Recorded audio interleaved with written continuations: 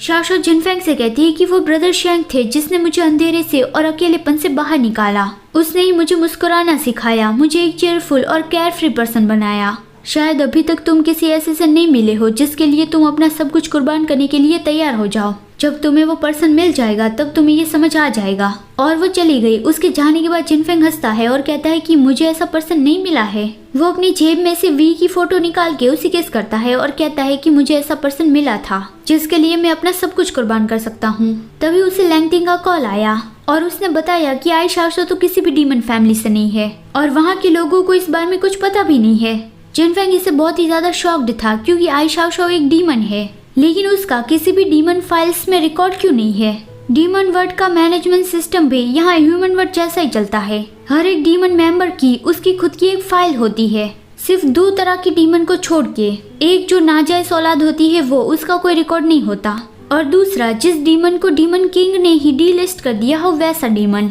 उन दोनों तरह की डीमंस का कोई भी रिकॉर्ड नहीं होता। जिनफेंग फिर लैंगटिंग को यहाँ ह्यूमन वर्ल्ड में वापस आने को कहता है और बताता है कि मुझे वो क्रॉस नेकलेस मिल गया है जो मैंने वी को दिया था। लैंगटिंग सरप्राइज हो गया कि क्या इसका मतलब तुम्हें प्रिंसेस मिल गई।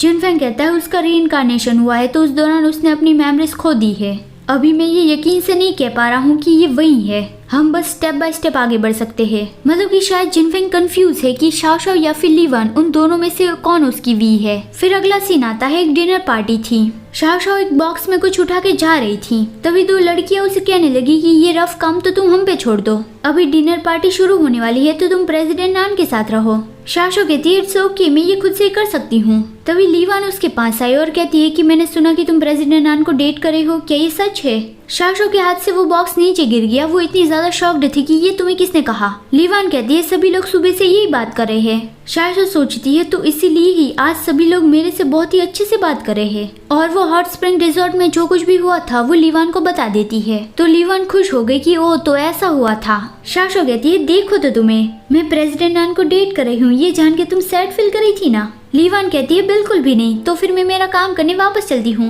लेकिन शाओ ने ये देख लिया था कि लीवान बहुत ही ज्यादा खुश है। तभी यिनशेंग और शू वहाँ पे आ गई। शाओ और लीवान भी उसे देखती है। शू ने अपने दोनों हाथों से यिनशेंग का हाथ पकड़े रखा था। तो लीवान शॉक्डली कहती है कि ब्रदर शेंग के पास जो लड़की है क्या वो शू है, क्या वो दोनों डेटिंग करे है।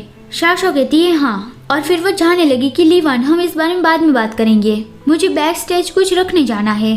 डिनर के बाद फायरवर्क होने वाला था, तो जब शाओ बैक स्टेज गई तब उसे बताया गया कि वो वेयर हाउस जाए और फायरवर्क्स को अच्छे से गिन ले। तो फिर शाओ वहाँ पे जाने लगी।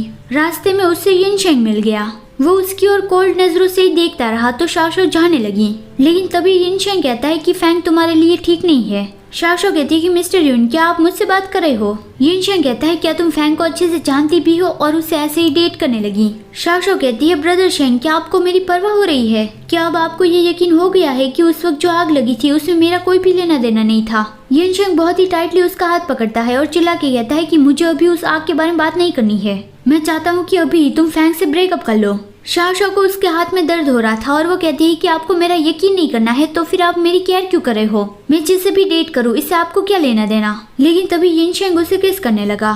शाओ की धड़कन तेज हो गई और वो कहती है कि ब्रदर शेंग ये आपने क्या किया। यिनशेंग कोल्डली कहता है तुम किसकी उम्मीद कर रहे हो, देखा तुम्हें फंसाना बहुत ही आसान है। उस वक्त मैंने तुम्हें थोड़ा सा अच्छे से ट्रीट किया था और तुम मुझसे प्यार करने लगी थी, तो क्या अब जिनफेंग की बारी है, क्या अब तुम्हें उसकी आदत हो चुकी है। शाओ कहती है ब्रदर शेंग ये आप क्या कह रहे हो। यिनशेंग कहता है तुम बहुत ही बेवकूफ हो, तुम्हें फंसाना बहुत ही आसान है। शाओ रोने लगी और यिनशेंग वहाँ से चला गया।